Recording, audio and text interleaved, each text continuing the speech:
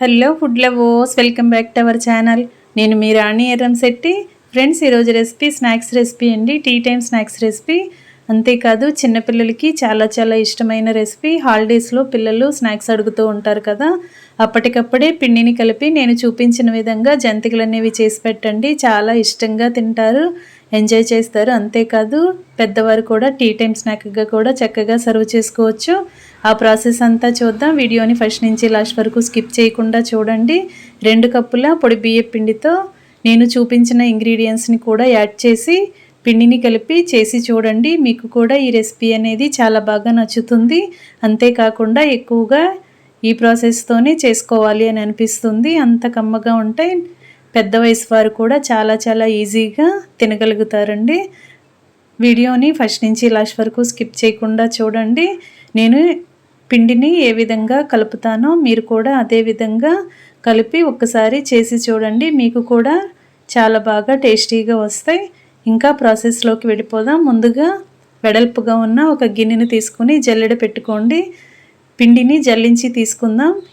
2 కప్పుల పొడి బియ్యం పిండితో రెసిపీ అనేది చేసి చూపించబోతున్నాను. ముందుగా 1 కప్పు బియ్యం పిండిని జల్లెడలో వేసి బాగా జల్లించి, తర్వాత వేరొక కప్పు కూడా జల్లెడలో వేసి 2 కప్పులు కూడా జల్లించి తీసుకుంటానండి. మార్కెట్లో కొన్న, సూపర్ మార్కెట్లో కొన్న పొడి బియ్యం పిండి అయినా పర్లేదు, ఇంటిలో మరపట్టించుకొని ఆడించుకున్న పిండి అయినా కూడా, ఎలాంటి పిండి అయినా కూడా మనం రెసిపీకి వాడుకోవచ్చు. పిండి జల్లించి పక్కన పెట్టుకున్నాం కదా, ఇప్పుడు అరకప్పు వరకు సగ్గుబియ్యం తీసుకుని స్టవ్ ఆన్ చేసి కళాయి పెట్టుకుని కళాయిలో వేసి బాగా డ్రై రోస్ట్ చేసుకోండి. పచ్చివాసన అంతా పోయేంత వరకు, క్రిస్పీగా అయ్యేంత వరకు బాగా ఫ్రై చేసి ప్లేట్లోకి తీసుకోండి. అదే కళాయిలోకి 1/2 కప్పు వరకు మినప్పప్పుని తీసుకుని వేసుకోండి. మినప్పప్పు కూడా లోపల వరకు బాగా క్రిస్పీగా ఫ్రై అయ్యేంత వరకు ఇలా గరిటెతో కలుపుకుంటూ ఫ్రై చేయండి. పప్పు అనేది పచ్చివాసన లేకుండా కమ్మటి వాసన వచ్చేంత వరకు బాగా ఫ్రై చేయండి. అప్పుడే జంతికలు అనేవి కమ్మగా టేస్టీగా అనిపిస్తాయి. పప్పు అంతా కూడా బాగా క్రిస్పీగా ఫ్రై అయింది కదా, కొంచెం కలర్ అనేది చేంజ్ అయ్యింది.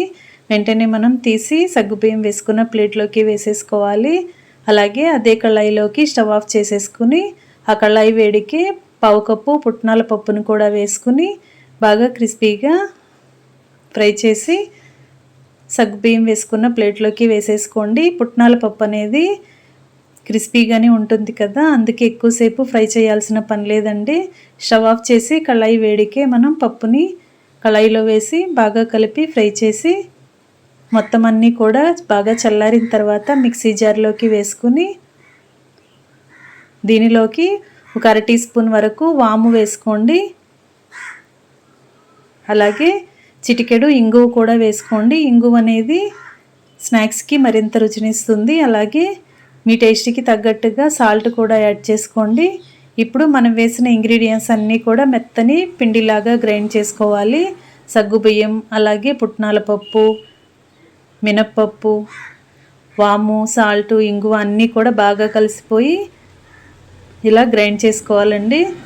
బాగా గ్రైండ్ అయిన తర్వాత మనం ముందుగా జల్లించి పెట్టుకున్న పొడి బియ్యం పిండి గిన్నెలోకి వేసేసుకోండి. పిండి అంతా కూడా ఇలా వేసుకున్నాం కదా, ఒకసారి మొత్తం అంతా బాగా కలిపి 1 టేబుల్ స్పూన్ ఆయిల్ని ఒక గిన్నెలో వేసుకుని బాగా వేడి చేసి ఇలా వేసుకోండి. వేడివేడిగా ఉన్న ఆయిల్తో పిండి అనేది కలిపినట్లయితే జంతికలు అనేవి బాగా గుల్లగా క్రిస్పీగా వస్తాయండి. తింటున్నప్పుడు చాలా టేస్టీగా అనిపిస్తాయి.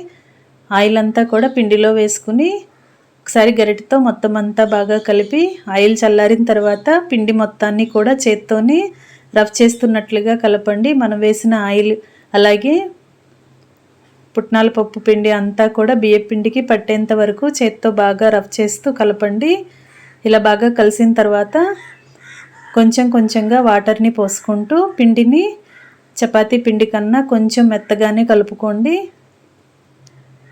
చూసుకుంటూ వాటర్ని యాడ్ చేసుకుంటూ పిండిని బాగా కలపండి. మరీ గట్టిగా ఉండకూడదండి, కొంచెం పిండి అనేది సాఫ్ట్గానే ఉండాలి. ఇలా కొంచెం కొంచెంగా చూసుకుంటూ కలపండి. ఫ్రెండ్స్, ఛానల్ని ఫస్ట్ టైం వాచ్ చేస్తున్న వారైతే రన్ అవుతున్న వీడియో కింద రెడ్ కలర్లో సబ్స్క్రైబ్ ఆప్షన్ ఉంటుంది కదా, దానిని టచ్ చేసి ఏఎల్ఎల్ అల్లని బెల్లైకాన్ని కూడా యాక్టివేట్ చేసి నేను రెసిపీ పోస్ట్ చేసిన వెంటనే మీ ఫోన్కి నోటిఫికేషన్ వచ్చిన వెంటనే రెసిపీని చూసి మీరు కూడా ట్రై చేసి ఇంట్లో అందరికీ సర్వ్ చేయండి. మీ ఇంట్లో అందరికీ కూడా ఈ రెసిపీస్ అనేవి నచ్చేలా ఉంటాయి. సింపుల్ ప్రాసెస్తో టేస్టీ రెసిపీస్ని చూపిస్తాను. అన్నీ కూడా ఇంట్లో ఉన్న ఇంగ్రీడియంట్స్తో ఈజీగా చేసుకునే ప్రాసెస్ని చూపిస్తాను. చిన్నపిల్లలకి పెద్దవారికి అందరికీ కూడా బాగా నచ్చేలా ఉంటాయండి. పిండిని బాగా సాఫ్ట్గా కలుపుకున్నాం కదా, ఇప్పుడు జంతికల గొట్టం తీసుకుని ఏదైనా ఒక ప్లేట్ని తీసుకోండి.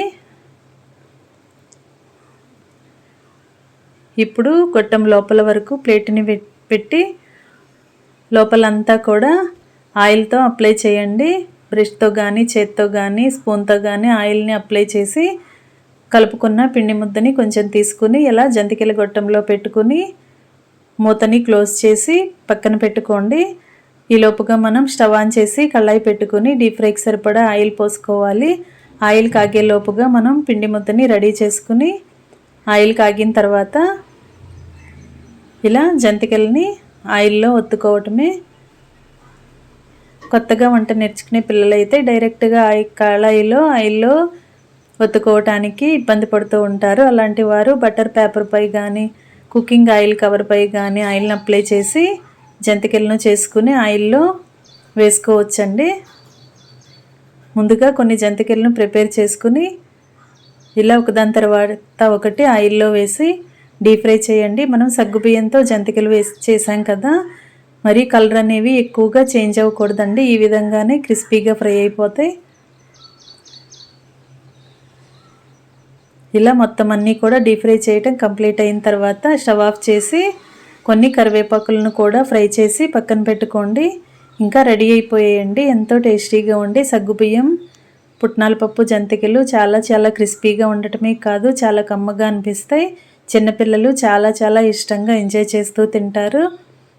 సర్వింగ్ ప్లేట్లోకి తీసుకుని చివరిగా మనం ఆయిల్లో ఫ్రై చేసుకున్న కరివేపాకుతో గార్నిష్ చేసుకుని సర్వ్ చేసుకోవటమే.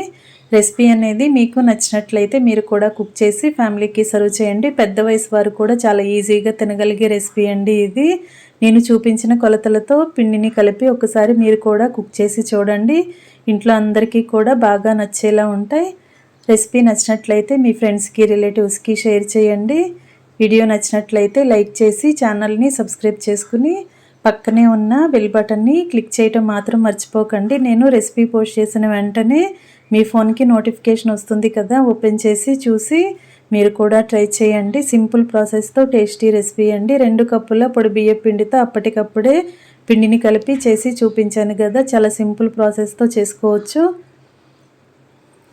మీకు చూస్తేనే అర్థమవుతుంది కదా, చాలా గుల్లగుల్లగా కరకరలాడుతూ వచ్చాయండి. తప్పకుండా ట్రై చేయండి. Thanks for watching.